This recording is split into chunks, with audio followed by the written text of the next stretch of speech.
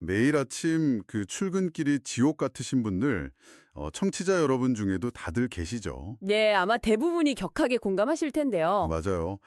그 꼴도 보기 싫은 직장 상사나 진상 고객 때문에 당장 때려치우고 싶다. 이런 고민하시는 분들에게 오늘 저희 심층 탐구 시간에서 아주 뭐랄까 완전히 새로운 시각을 제시할 자료를 하나 가져왔습니다. 네, 오늘 다룰 자료가 정말 듣기에 따라서는 굉장히 도발적이고 파격적인 내용이거든요. 그러니까요. 우리가 일터에서 마주하는 가장 혐오스러운 인간 군상들이 사실은 우주적인 관점에서 그 우리랑 완벽하게 동급일 수 있다는 이야기거든요. 맞습니다. 오늘 저희가 분석할 자료는 2026년 2월 26일에 부산에서 진행되었던 한 강연의 질의응답 세션 녹취록인데요. 부산 강연이요? 네, 이게 겉보기에는 그냥 한 개인의 직업적인 고충 상담 같아요.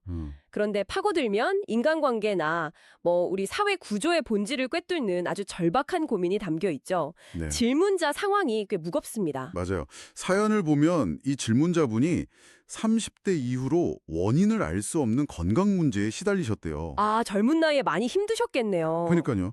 일상생활에 제약이 많다 보니까 자기가 할 수 있는 현실적인 타협안으로 교도관이라는 직업을 택하신 거예요. 네, 교도관. 결코 쉬운 직업이 아니죠. 그렇죠. 그런데 이분이 벌써 6년째 이 강연자의 강의를 들으면서 스스로를 수양해 왔는데 과거 강연에서 들었던 한마디에 깊이 꽂힌 겁니다. 그게 어떤 말이었죠?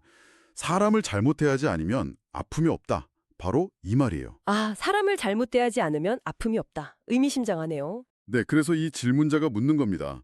도대체 자신이 어떤 근본적인 잘못을 하고 있기에 이런 한계에 부딪힌 건지, 그리고 이 교도관이라는 특수한 직업을 도대체 어떤 태도로 대해야 하는지 묻고 있는 거죠. 정말 진지한 성찰이 담긴 질문이네요. 보통은 그냥 세상 탓을 하기 마련이잖아요. 맞아요. 누구나 한 번쯤 나는 왜 여기서 이 고생을 하고 있나? 이런 생각 다들 하잖아요. 그런데 이 질문에 대해 강연자가 내놓은 답변이 우리가 가진 도덕이나 직업에 대한 상식을 말 그대로 산생조각냅니다. 자, 한번 파헤쳐 볼까요? 네, 파헤쳐보죠. 일단 질문자의 태도 자체는 매우 훌륭하다고 볼 수 있어요. 그렇죠. 자기 탓을 하려고 노력하는 거니까요. 맞습니다.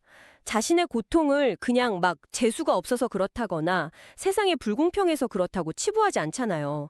자기 내부에서 근본적인 모순을 찾으려는 태도니까요. 네, 아주 진지한 자세죠. 그런데 이에 대해서 강연자가 던진 첫 번째 진단이 듣는 우리 모두를 약간 당혹스럽게 만듭니다. 당혹스럽죠, 솔직히. 저도 처음 읽고 깜짝 놀랐거든요. 강연자가 이렇게 단언해요. 교도관이 매일 아침 자진해서 그 삭막한 교도소로 출근하는 진짜 이유가 바로 교도소 안에 있는 죄수들과 교도관의 그 질량이 비슷하기 때문이라고요. 잠깐만요. 그 질량이요? 우리가 물리 시간에 봐오는 그 질량을 말씀하시는 건가요? 네, 맞습니다. 바로 그 질량이라는 단어를 썼어요. 아니 그게 물리적 질량이 크면 중력이 세진다. 이건 알겠는데 경찰과 도둑 혹은 교도관과 범죄자의 질량이 같다는 건 도대체 무슨 의미죠? 네, 충분히 오해할 수 있는 대목이죠. 솔직히 이건 듣는 청취자 여러분의 입장에 따라서는 굉장히 도발적이고 약간 불쾌하게 들릴 수도 있는 파격적인 주장인데요. 아니, 범죄를 저질러서 격리된 사람하고 국가의 녹을 먹는 교도관이 근본적으로 같다는 건가요? 여기서 정말 흥미로운 점은 강연자가 사용하는 질량이라는 단어의 독특한 쓰임새예요. 어떤 쓰임새인데요? 여기서 말하는 질량은 몸무게를 킬로그램으로 재는 그런 게 아닙니다. 사람의 내면적 에너지 혹은 세상을 대하는 성향, 서로를 끌어당기는 일종의 행동적 중력에 가까운 개념이에요. 행동적 중력이요? 뭔가 느낌이 오는데요. 우주 공간을 생각해 보시면 쉬워요. 비슷한 질량을 가진 행성들이 서로의 중력에 이끌려서 같은 궤도로 돌잖아요. 사람 역시 에너지가 비슷한 사람들끼리 운명적인 궤도를 공유하게 된다는 그런 철학적 은유인생이죠. 그러니까 교도관과 죄수가 같은 공간에 묶여 있는 이유가 교도관이 도덕적으로 우월해서 통제하려고 있는 게 아니라는 뜻이네요. 그렇죠.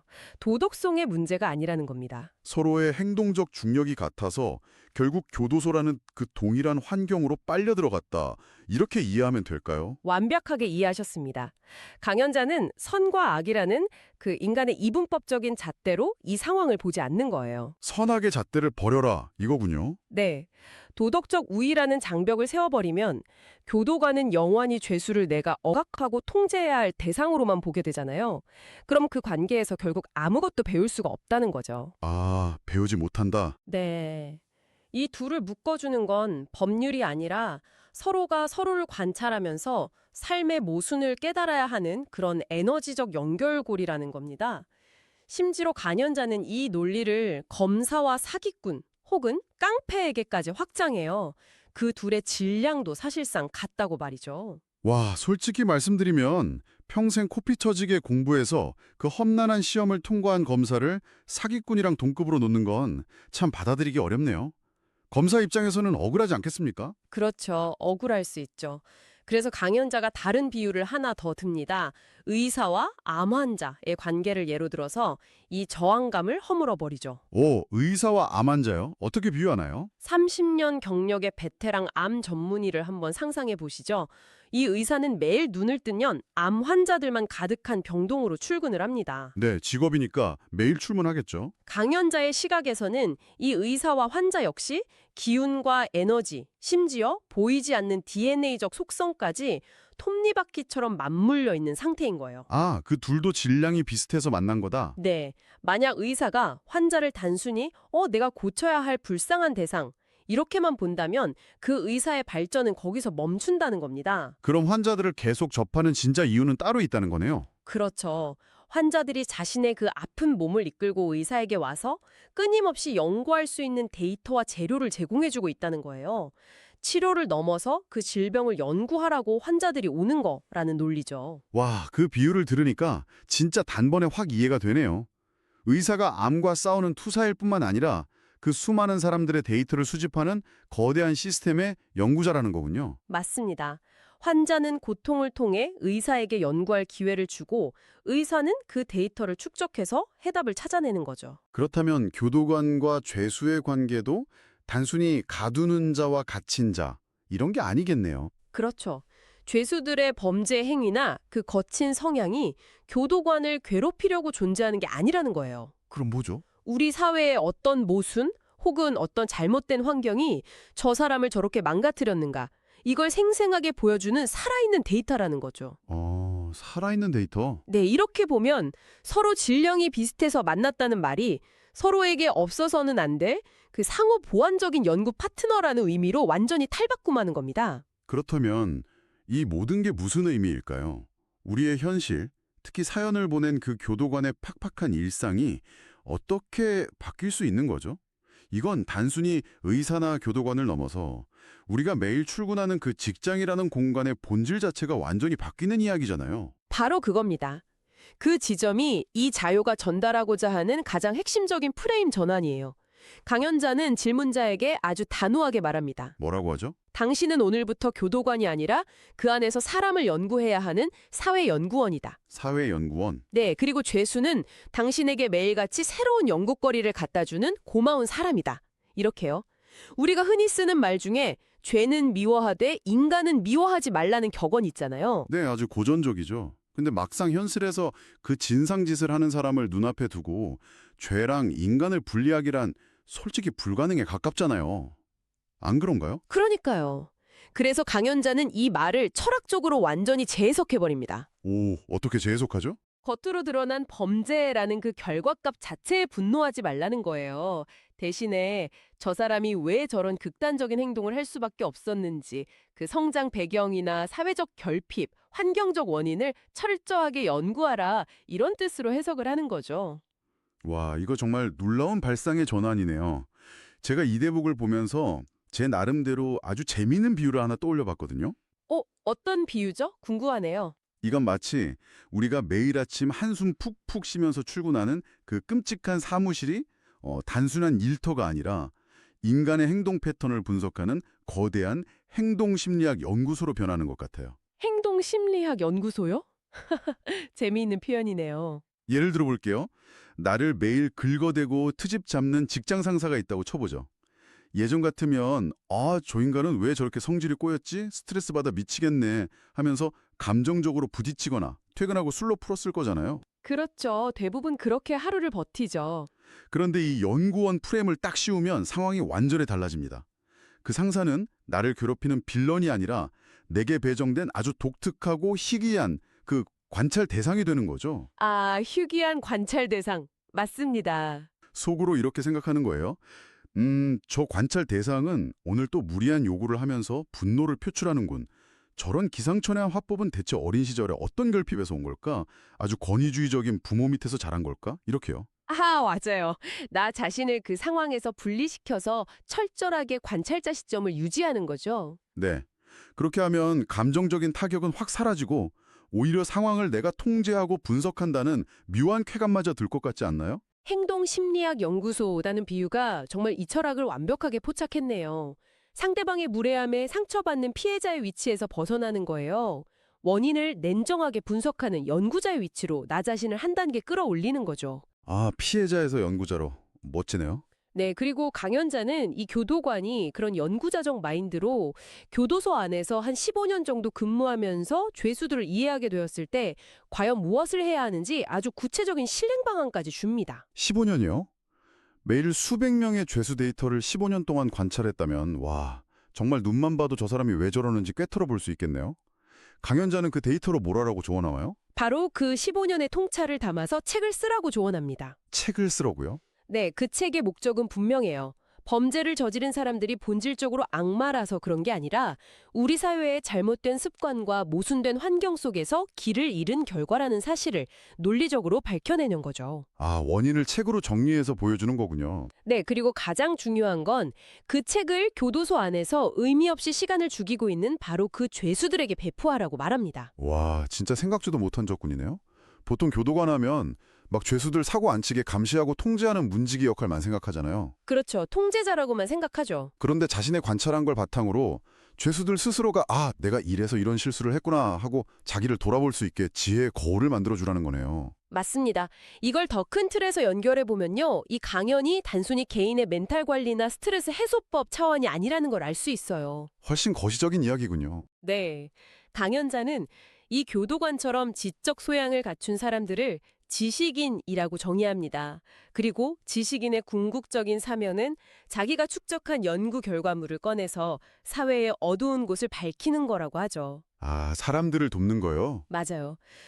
우리 역사 속에 깊이 자리 잡은 홍익인간, 즉 널리 사람을 이롭게 한다는 철학을 현실에서 실천하는 거라고 강조합니다. 아, 이야기를 쭉 듣다 보니까 완전히 퍼즐이 맞춰지네요. 질문자가 6년 동안 일하면서 육체적으로 아프고 피폐해졌던 진짜 이유가 있었네요. 그 이유가 뭘까요? 단순히 밤샘 근무가 힘들거나 교도소가 거칠어서가 아니었던 거예요. 자신이 이 거대한 시스템 속에서 상처받은 사람들을 치유해야 하는 지식인이자 연구원이라는 걸 본인 스스로 몰랐기 때문이죠. 정확합니다. 그 정체성을 정립해줄 멘토를 만나지 못했던 거예요. 그러니까 그저 시간만 때우면서 단순 노동을 하고 있으니 당연히 스스로 영혼이 병들고 아플 수밖에 없었던 거군요. 네. 존재의 의미를 잃어버린 노동은 결국 육체와 정신을 다 갉아먹으니까요. 그런데 강연자는 여기서 한 발 더 나아갑니다. 이 문제를 그냥 한 개인의 불행으로 끝내지 않아요. 그럼 어디로 연결되나요? 우리 사회 시스템 전체, 특히 언론을 향해서 아주 매서운 비판의 화살을 날립니다. 아, 언론이요? 기자들 말인가요? 네. 이 사회가 건강하려면 곳곳에 진리를 탐구하는 연구원들이 있어야 하잖아요.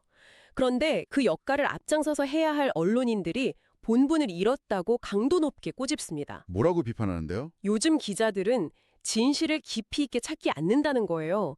이름만 기자일 뿐이지 거대 자본이나 돈에 딱 붙어서 마치 조직의 하수인, 조직원처럼 행동하고 있다고 아주 수위 높게 비판합니다. 아, 돈에 붙은 조직원이다. 네, 사회를 연구하는 사람도 없고 언론마저 진리를 외면하니까 나라 전체가 발전하지 못하고 정체되어 있다는 진단이죠.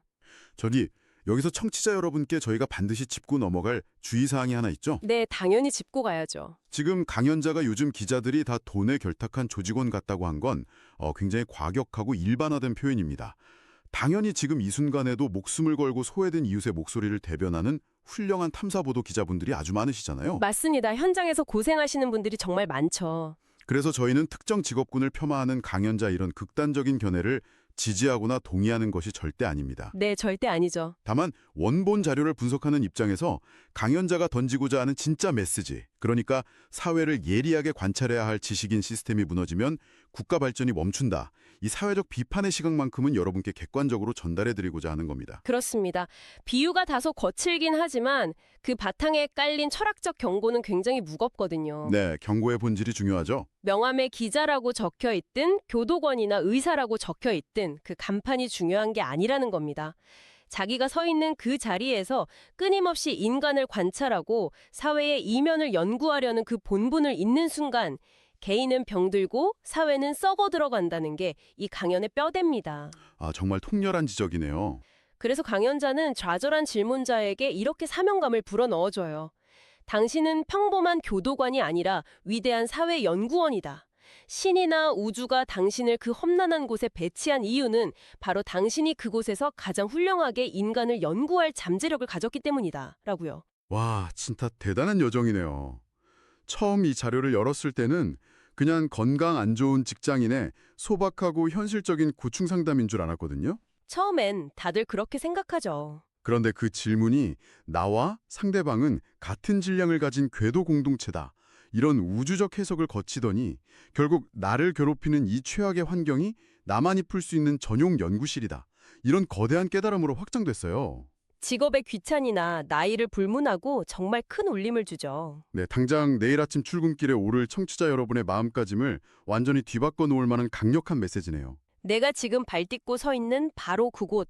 거기가 아무리 숨막히는 진흙탕 같아도 관점을 바꾸는 순간 최고의 현장 연구소가 되는 겁니다.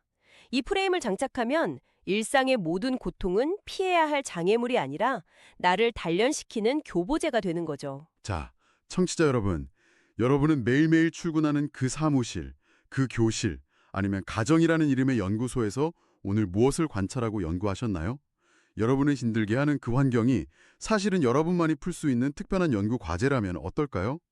당장 내일 화가 나는 상황에서 심호흡 한번 하시고 나의 관찰 대상에 오늘 또 흥미로운 패턴을 보이네 하고 미소 지어보시기 바랍니다. 네, 관찰자의 시점을 꼭 한번 유지해 보셨으면 좋겠네요. 그런데 여기서 오늘 자료에 담긴 내용에서 한 걸음만 더 나아가서 좀 재미있으면서도 도발적인 상상을 하나 해볼까 합니다. 어떤 상상이죠? 강연자는 우리 모두가 각자의 자리에서 인간과 사회를 탐구하는 사회연구원이 되어야만 한다고 했잖아요. 그렇다면 머지않은 미래에 인공지능과 고도화된 로봇이 우리의 기계적인 업무를 다 대체해버린다면 어떻게 될까요? AI가 엑셀도 다 돌리고 문서도 쓰고 심지어 교도소문을 열고 닫는 것까지 다 자동화하는 그런 시대 말이죠. 네, 맞습니다. 흔히 우리는 AI가 일자리를 뺏어가면 인간은 무용지물이 될 거라고 두려워하잖아요. 그렇죠. 일자리 잃을까 봐 다들 걱정하죠. 그런데 이 강연자의 프레임을 빌려오면 결론이 완전히 달라집니다. 어쩌면 기계적인 노동이 100% 사라진 그 미래야말로 우리가 가짜 직업에서 해방되어서 진짜 직업만 남게 되는 축복의 시대가 아닐까요? 그러니까 행정 처리에서 해방된 교도관에게 남는 유일한 임무는 죄수들의 마음을 분석하고 사회로 돌아갈 길을 찾아주는 순수한 연구원 역할 뿐이겠네요? 바로 그겁니다. AI 시대가 도래했을 때 기계가 절대 할 수 없는 단 한 가지, 인간을 관찰하고 사회의 모순을 치유하는 인간 연구원으로서 여러분의 진짜 직업은 무엇이 될까요?